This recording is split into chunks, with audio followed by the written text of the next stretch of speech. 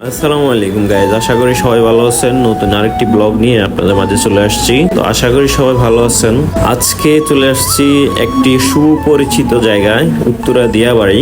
আসলে যে যাই বলেন, উত্তরা দিয়াবাড়ি ন্যাচারাল সৌন্দর্য পানি বেড়ে যাওয়ার কারণে অনেকটাই ফুটে উঠেছে। একটা সময় ছিল যে উত্তরা দিয়াবাড়ি মেট্রো রেলের কাজ করার কারণে অনেক এলোমেলো হয়ে গেছিল, বাট এখন উত্তরা দিয়াবাড়ির ন্যাচারাল সৌন্দর্য পুরা পরিপাটি হয়ে উঠেছে, যেটা আপনারা এই ইতিমধ্যে সোশ্যাল মিডিয়াতে অনেকেই দেখেছেন। তো সোশ্যাল মিডিয়াতে যা দেখেছেন তার চেয়েও বেশি সুন্দর লাগতেছে বর্তমান উত্তরা দিয়াবাড়ির প্রাকৃতিক সৌন্দর্য।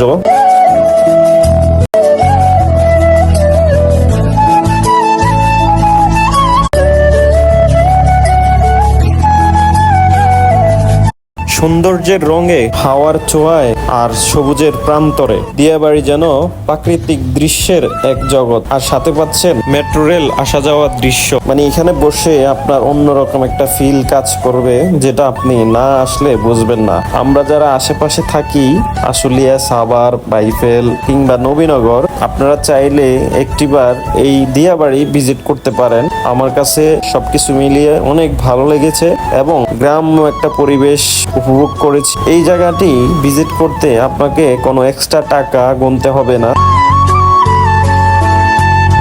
এক্সট্রা টিকিট গুনতে হবে না, সবকিছুই উন্মুক্ত। জাস্ট আপনি যে খাবারটা খাবেন সেটার বিল দিতে হবে, আর আপনার যাওয়া আসা খরচ। আর দেরি না করে অপডেতে চলে যান দিয়াবাড়ির প্রাকৃতিক দৃশ্য উপভোগ করার জন্য।